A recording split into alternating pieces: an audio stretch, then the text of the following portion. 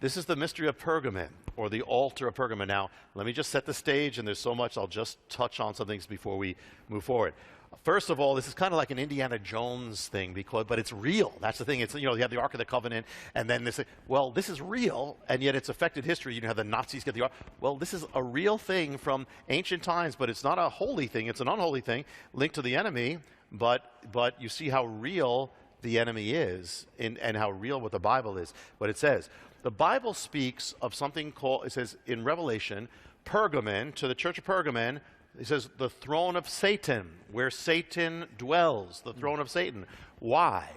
Pergamon was a pagan place, and when you got, it was the center of paganism. When you went to the mountain of Pergamon, you had all these pagan things, and the key thing they had was the altar of Pergamon.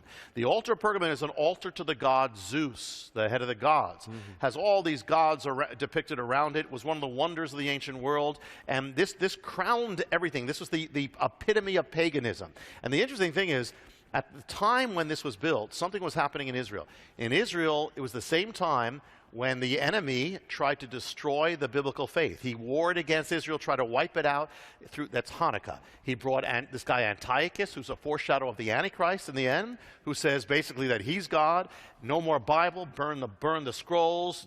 Anybody who obeys God is going to be killed. If you don't worship the gods, you're going to be killed. And so he tries to destroy the faith. It looks like he did, except God raises up the Maccabees, and that preserved, because of Hanukkah, we've got Christmas, if that didn't happen. So the other thing is that Antiochus sets up an altar on Jerusalem, on the Holy Mount, on the temple. And that altar, it says it was an abomination. It was the abomination, desolation. That's where you get that, which is going to happen again in Jerusalem. The end times, as the Antichrist will set up the abomination, desolation on the temple. Yeah. Well, that comes from there. So this is a war this is Satan trying to defile everything, and then you have God. So what happens is the people of God win that war. They remove the abomination, remove the altar. What was the abomination? It was an altar of Zeus. So here they take it out, but now in Pergamon, the enemy sets up a giant altar of Zeus, abomination, which is the altar of Pergamon. And the Bible calls it the throne of Satan. So here you got that. Now what happens to it? As the gospel spreads to the Roman Empire, eventually people start abandoning all these things. The altar of Pergamon falls into disuse. It falls into ruins. It's gone. The throne of Satan is dormant for about almost 2,000 years. But then what happens? Then in the 19th century, a man starts uncovering the throne of Satan, the altar of Pergamon. And the man starts, it's the same time when Europe is beginning to turn away from Christianity, this throne of Satan comes out into the modern world. And he sends the pieces back to his homeland. In his homeland, they reconstruct the altar of Zeus, the altar of Pergamon, throne of Satan. What was his homeland? His homeland was Germany. So here the throne of Satan is set up in Germany. And in the days ahead, by the way, before I even say that, the same time they unearth the throne of Satan, that same year something comes into the world, which is anti-Semitism. Is born in the same year, the hatred for the Jews, the modern hatred for the Jews, is born the same year the throne of Satan comes out of the ground. So here it is now in Germany, and what happens to Germany, this cultured nation? The nation of Germany is going to become satanic, is going to become possessed. If you talk about possession of a person, this is an entire nation that's going to be possessed. But before that, the enemy, keep something in mind, the enemy is a destroyer. It says in the prophets, it speaks of the enemy, it says, you are the destroyer of, you are the destroyer of cities, you make the earth desolate. The enemy wants to destroy desolation. So what happens in Germany? What happens from Germany? Before that even happens, you have a world war that is linked to Germany, the First World War. Millions of people destroyed, killed, devastation. First World War. And the throne of Satan is right there in Berlin. That's where it is. But then what you have after that, as Germany comes out of the war, it starts becoming this satanic influence begins stronger and stronger. The man named Adolf Hitler begins rising to power. The Nazis rise to power. The most satanic thing rise to power. The altar of Satan is opened up to the public in 1930 in its new museum, and then that year the Nazis suddenly rise to ascendancy on the political scene, and then within 3-4 years the entire nation is taken over under this satanic darkness of Nazism.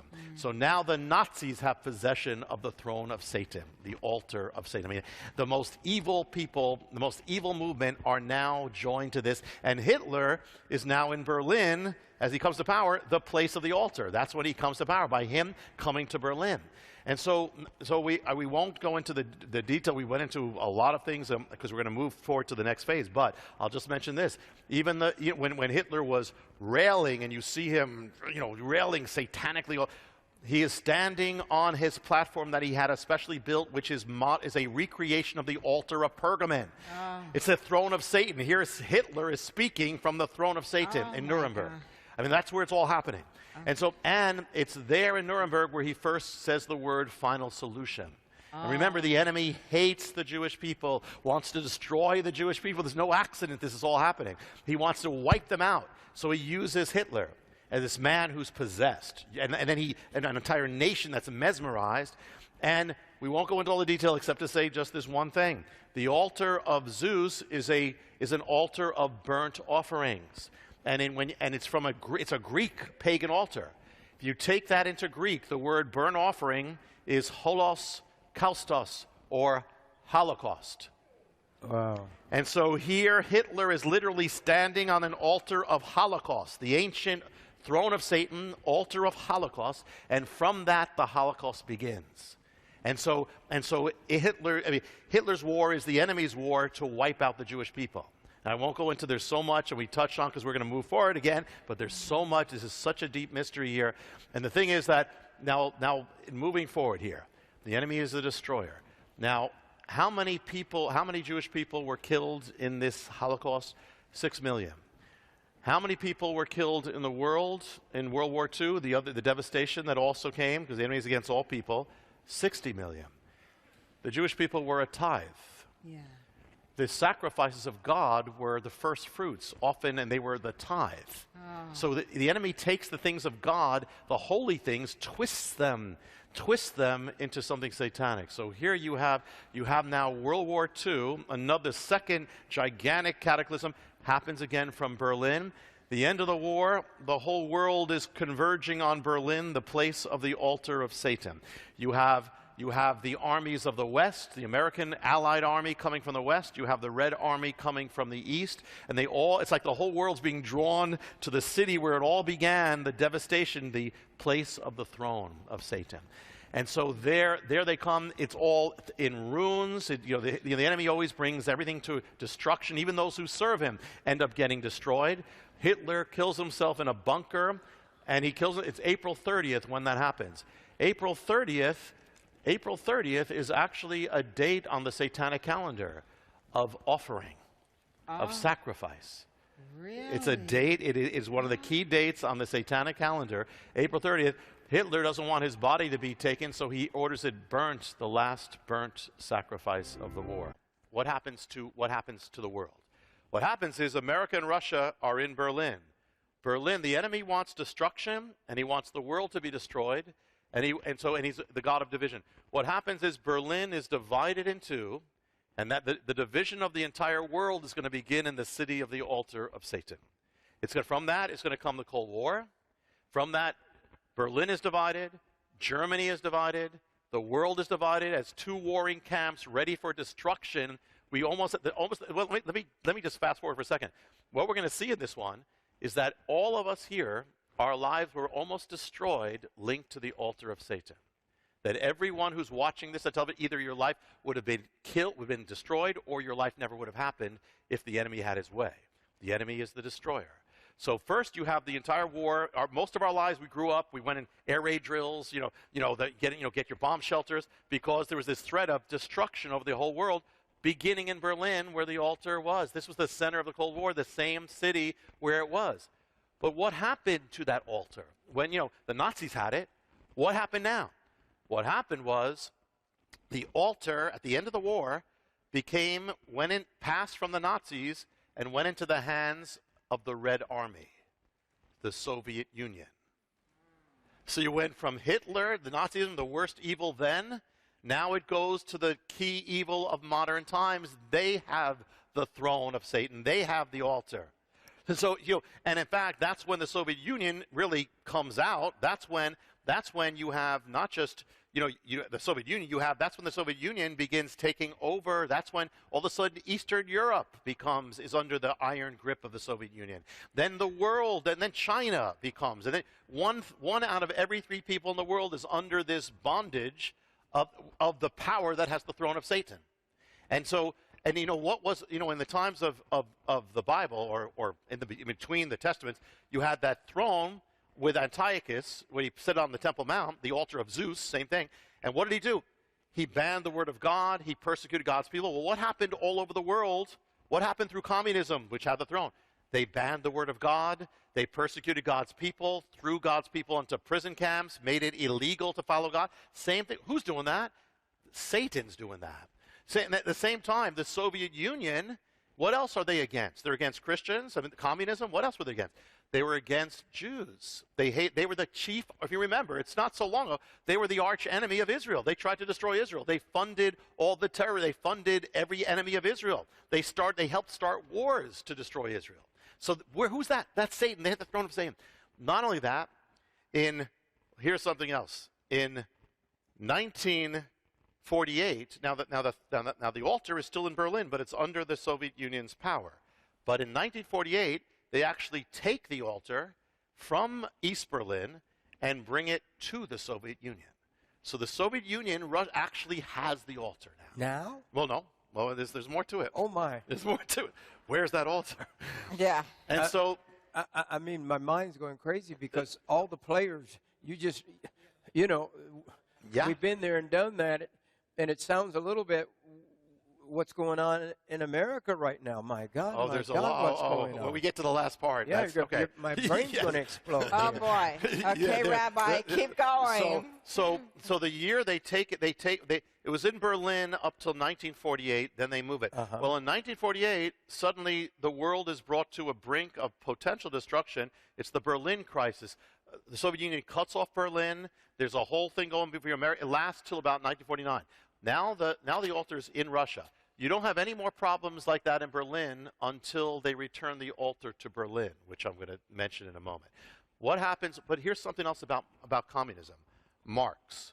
There's something about Karl Marx. Karl Marx was the son of rabbis. At one point, he considered Christianity, but he rejected Christianity.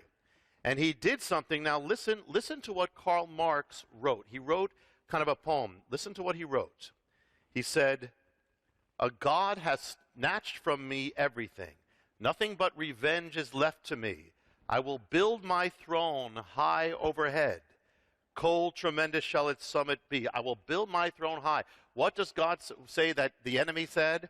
He said, "I will ascend into the heaven. I will exalt my throne."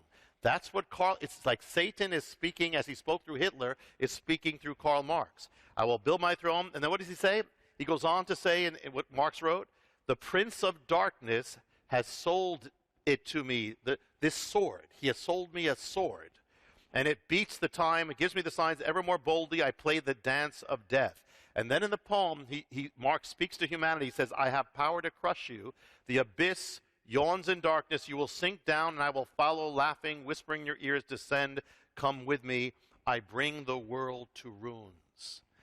What does the Bible say about Satan? It says, who is this one who destroys cities, brings the world to desolation? So here now is the next move of how you take the Bible is real, it's serious. When it says something about the devil, it's real. And so here you have that going on. Now, what happens? What happens? One other thing here. There's a boy who is born in Georgia, not our Georgia, but their Georgia. His name is Bessarianus Yugashvili. He joins the Bolsheviks. He drops his name, and takes up the name Man of Steel, which is Stalin. Here is now Joseph Stalin. Joseph Stalin became the dictator, the ruler over this, with the throne of Satan in his country now, in his nation. He is now communism. When when Russia takes this in 1948, now it seals the grip on the Iron Curtain. All these nations are under communism. Stalin is ruling. He is he's killing millions of people, throwing Christians in, hating the Jews, all these things. Here's the thing. The altar of Satan was unearthed in 1878. Joseph Stalin was born in 1878, the same year that the altar of Satan comes back in the world. A little baby is born who's going to be used of Satan. And so now, what happens here now is another thing. We said that the altar of Zeus, or Pergamon, was an altar of burnt offerings. It's the altar of, and the word in Greek is Holocaust. So we've got the Holocaust with Hitler. Now it's in the power of the Soviet Union. And there's one other phrase that's used. When you hear the word Holocaust, there's two applications. One is what happened to the Jewish people under Hitler. The other phrase is nuclear holocaust. So Satan is bent on destruction and burning and fire. What happens? The year after Russia gets the altar, they get the power of nuclear holocaust. It becomes, now the world is armed, and most of us grew up with the threat of nuclear holocaust over. The enemy would want to destroy every person in this room, everybody watching. And so here begins this new age of that. Now what happens is, now in 1958, Russia returns the altar to East Berlin. Still under their control, but now it's back in the city that it was. All of a sudden, there's been no issues, no conflicts in Berlin, but all of a sudden, in 1958, all of a sudden there's another heating up. The world is brought again to another brink, centering on Berlin where the altar is, as Khrushchev demands that America gets out of Berlin. All the Allies get out of Berlin. He gives them 6 months. There's a threat back and forth, and this conflict goes on. You can read it. This is the Second Berlin Crisis. When the altar is returned, this lasts into Kennedy's reign and Kennedy's presidency. Here's what happens. In the beginning of Kennedy's presidency, 1961, Khrushchev gives, actually that's when he might have said get out. Now he gives Kennedy 6 months to get out of Berlin. Kennedy responds by activating 150,000 soldiers. And there's for a future conflict in Berlin centered on how the whole world is centering on destruction over where the city of the altar. And now, August 13th, 1961, a barbed wire fence goes in the middle of Berlin, divided up. Then comes the Berlin Wall. Shortly after the wall goes up, there's a standoff between the United States and the Soviet Union on each side of the wall. I mean, they could see each other at different times. Kennedy is told that we don't have the means to defend Berlin except by using nuclear weapons. That's how he's counseled. The general next to him says, listen, you might as well strike because there's going to be atomic war, so you go nuclear. America is preparing for nuclear war. Khrushchev is on the other side. They're preparing for nuclear war. All focusing in the middle of it is the altar that would bring destruction. We almost were destroyed, every one of us, from where that altar was, number one, right there. What happens is, in 1962, next year, which almost destroyed, this is the closest we ever came to destroying the world. Almost wiped out everyone. Here's what happened. In May,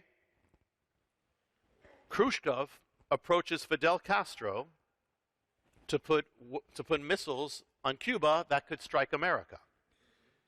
The plans are approved in July. In August, American intelligence begins picking something up. The missiles arrive in September. In October, America has the first photographs of this, confirmed in mid-October. The chief of staff in America says the only solution is a full-scale invasion of Cuba. October 22nd, Kennedy appears before the entire country. Some here may remember it.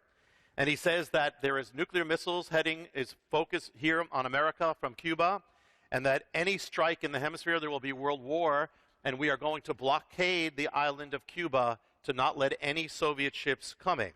China announces they have 650,000 soldiers or Chinese people who are ready to attack in this. You have a world war ready. America puts a blockade. A Soviet ship goes through it. Actually, people don't realize they actually broke through. They continued working on it. Castro urges Khrushchev to send nuclear weapons to America. He's afraid America's going to attack. He says, send nuclear weapons. The world is one button away from nuclear destruction. At the same time, a secret communication goes back and forth between Khrushchev and Kennedy, and even that is on a pit. It can go in any direction, but something happens. It's only at one moment the closest we ever came to destruction comes to an end, and there was a secret in that communication that was never revealed at the time that caused the end of it. And that secret is linked to the ancient mystery of Pergamon. Let me tell you what that is as we bring this home for now. Khrushchev believed that if he put weapons in Cuba facing America, he would have leverage to take Berlin to get America out. So it's again that city of Berlin. He wants that city. That's where the altar is. But secondly, the secret story is this. In April 61, Khrushchev is near the Black Sea. He's near his Secretary of Defense or some official who points over the Black Sea and says America just placed nuclear missiles on the other side of this sea focused to Russia, that they in a second you could be destroyed. Khrushchev says, well, wonders out loud, what if we put missiles in Cuba facing America to do the same thing? The United States had placed missiles right outside the Soviet Union in 1961. And so here's what happened. So in April, that's when Khrushchev says, let's do it. Then they put the missiles within months, and he makes the decision next thing. So the crux of the secret communication was Khrushchev said to Kennedy, remove those missiles here, and we will remove the missiles there. Kennedy said, we'll do it, but the condition is it will not be made known. We will take it out, but it'll be a secret. So that's what happened. So now here's the thing. The world was almost destroyed by missiles that were never launched, the missiles in this place that were focusing on Russia. Where was it? Where were those missiles that almost destroyed the world? The missiles were in Turkey, the land of the altar of Pergamon, the place where the throne of Satan had always been. The Soviet Union had the altar of Pergamon. This was now Turkey, the place there. Where in Turkey? Turkey has like 80 provinces, 80 states, so it's a lot of small things. They were placed in one small province, the province of Izmir. Izmir is the province of Pergamon. Oh. The missiles that almost destroyed the world were in the the place of Satan, in the region of Pergamon. But not only that. And here you have what is the altar about? Holocaust, fire, destruction. Here the missiles are there in the land of that. But here's one more thing. What were those missiles? The missiles that almost caused us to all be gone in the region of Pergamon were called, they had a name on them, they were called the Jupiter missiles. Jupiter is Zeus. Zeus is the god of the altar of Pergamon. It's the altar of Zeus. There's the missiles of Zeus in the place of Zeus, in the place of the altar of Satan. And here, it says in Ephesians 6:16, it says the enemy throws fiery darts, Well, the word in Greek is for dart or flaming is poro, means to ignite fiery. The word for darts is belos, which means, listen, not just darts and arrows. It literally means missile. Oh my goodness. So here, flaming missiles from the throne of Satan, the whole world. I mean, and we've just, you've just touched on this, haven't you? Yes. That's why it's all the details all there on this DVD right here. This is a must get. Yes. And, oh my and goodness. it's ultimately, I promise you, as I come back, this is ultimately going to lead us to now, this mystery. But the thing is that you see how real the Bible is. How real, people, when God, when I came to the Lord, and people said, I said, okay, I believe in God, but Satan is real, so real, and you'd have to ignore history, ignore the Jewish history and all that. It's real, there's a real force. So let me just another time we will bring it forward to what's happening about the end times and this altar. But before that, let me just give a word from this quick word, and that is this. Number one, what does it tell you? Everything the enemy ever presents you with in your life, every temptation, don't make no mistake about it, it is there to destroy you. Everything, no matter how good it looks, no matter whether it's money, whether it's temptation of sex, temptation of an affair, it is to destroy you. So when you see that temptation, look through it, see it as if a man was standing at your door with a knife and so I want to destroy your family. And so that's the temptation. See it like that. See the enemy who's behind it, who is there with one purpose. You give into that, it's to destroy everything you love, destroy. So treat that sin like the plague. Treat it like Satan, which is what it is. Number one. Number two, the enemy is the destroyer. And so, and he's tried to destroy the Jewish people, tried to destroy the church, tried to destroy every one of us. And so what does that tell you? The enemy tries to destroy the works of God. He hates God. Anything with the image of God, he wants to destroy. So if the enemy is trying to destroy you, he's trying to destroy your life. What does it say about your life? It means your life must be important to God. Your life must be counting something for God. There must be a purpose on your life. Yes. There must be a calling on your life. Yes. That's why the enemy wants to destroy you. Otherwise, he wouldn't care. Amen. It's because of God. Because he fights the purposes of God. So therefore, when he tries to intimidate you, invalidate you, discourage you, it's because God has a purpose on your own life, your existence. God made you for a purpose, for a calling, for such a time as this. So wage that war. The Bible says don't abstain from these things which are warring against you. Wage your war against that sin. Wage it with fury against that fear, against that habit, against that entanglement, by the power of faith and the power of love, the power of the God of life, the God of Israel, because when all is said and done, everything the enemy tries to do in the end comes to nothing.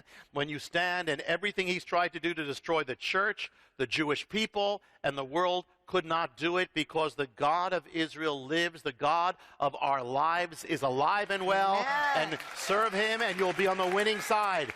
Stand strong in the power of his might, and you'll win.